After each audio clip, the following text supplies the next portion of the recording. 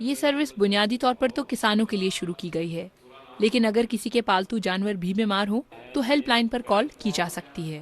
فی الحال ہمارے پاس کوئی روزانہ 10 سے 12 کالز آ جاتی ہیں، جن میں سے 3 سے 4 کیسز ایسے ہوتے ہیں کہ جو ہم فارم پہ جا کے وزٹ کرتے ہیں، اور اس کے علاوہ زیادہ تر کیسز ایسے ہوتے ہیں کہ ہم فون کال کے اوپر ہی ان کا کوئی پرابلم جو ہے اس کا وہ سلوشن بتا دیتے ہیں۔ اظہر علی اوان لاہور کے نواحی علاقے میں موجود ایک ڈیری فارم کے مینیجر ہیں۔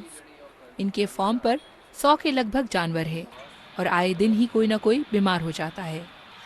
اظہر یہ سروس شروع ہونے پر کافی مطمئن ہیں۔ ایمرجنسی بیسس پہ یہ کام کر رہے ہیں لوگ، اچھا رزلٹ آ رہا ہے، ہمیں فائدہ ہے۔ پہلے اینیمل ہم جہاں سے شہر لے کے جاتے تھے، ڈیفرنٹ پرابلمز آتے تھے، جسٹ ہم ایک کال پر وہ لوگ ادھر آتے ہیں، ہمیں سروسز پرووائڈ کر رہے ہیں۔ محدود انسانی اور مالی وسائل کے باعث ابھی تو یہ سروس صرف پنجاب تک محدود ہے۔ مستقبل میں اسے پورے ملک تک پھیلانے کا منصوبہ بنایا گیا ہے۔ اکنامک سروے آف پاکستان کے مطابق مجموعی ملکی پیداوار میں اس وقت لائف اسٹاک کے شعبے کا حصہ 11.6% ہے۔ ماہرین کا خیال ہے کہ اگر جانوروں کو خوراک، افزائش نسل اور صحت سے متعلق بہتر سہولتیں دستیاب ہوں تو اس میں خاطر خواہ اضافہ بھی ہو سکتا ہے۔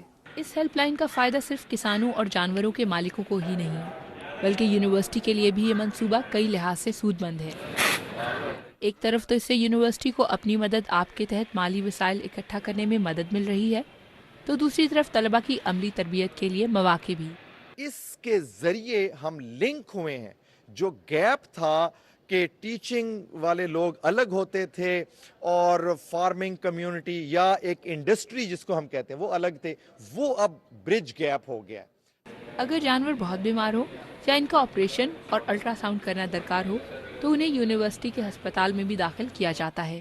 Shumaila Jafri, BBC news, Lahore.